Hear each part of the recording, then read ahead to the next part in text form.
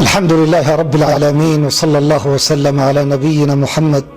وآله وصحبه أجمعين. شيخ الإسلام ابن تيمية رحمه الله تعالى ولو ذكرناyo oo aad iyo aad waqti badan u geliyay diinta iyo cilmiga faafintiisa jidka Allah subhanahu wa ta'ala inuu jihaado khayr badan inuu faafiyo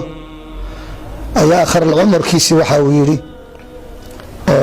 markii la xiray jeelka uu quraanka Allah subhanahu wa ta'ala u soo jeestay ayaa wuxuu waxaan aad uga nadaamoodi inaan ku mashquulay waxaan quraanka ahay iyadoo la ogaa walibana inuu khayr ku mashquulsanaa. محمد الأمين الشنقيطي صاحب أضواء البيان ومفسرين معاصرين تها وعن سنة صاحب أضواء البيان في إيضاح القرآن بالقرآن وحاولي كتاب كان الله سبحانه وتعالى ولحكن يدور بغلو آيات وحولي آيات بان الدرسي وان وقتي وقلي سيدا وقتي يجهد وبحني علماء بدن وكلا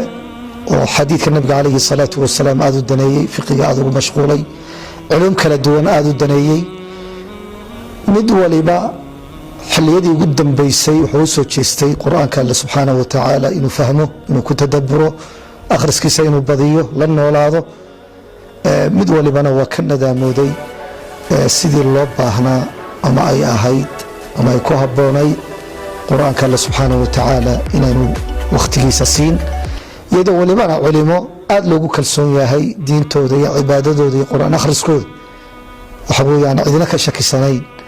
ay hadana waxay jeclaysanayeen sidaas ka badan in kitaabka Allah subhanahu wa ta'ala ula noolaan lahaayeen sida awgeed qof Allah qofka Allah subhanahu wa ta'ala uu jaalsiiyo faraaqa hela inuu quraanka akhriskiisa badiyo macnihiisa inuu fahmo inuu badiyo wuxuu ka helayaa khayr badan iyo baraka badan adduunyo aakhiraba ayuu Allah subhanahu wa ta'ala ka siinaya. Allah subhanahu wa ta'ala ahlul quraanka inaga dhigo kuwa la noolaada inaga dhigo kuwa ku intifaaca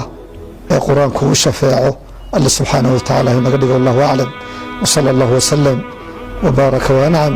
ala nabiyyina Muhammadin wa alihi wa sahbihi ajma'in.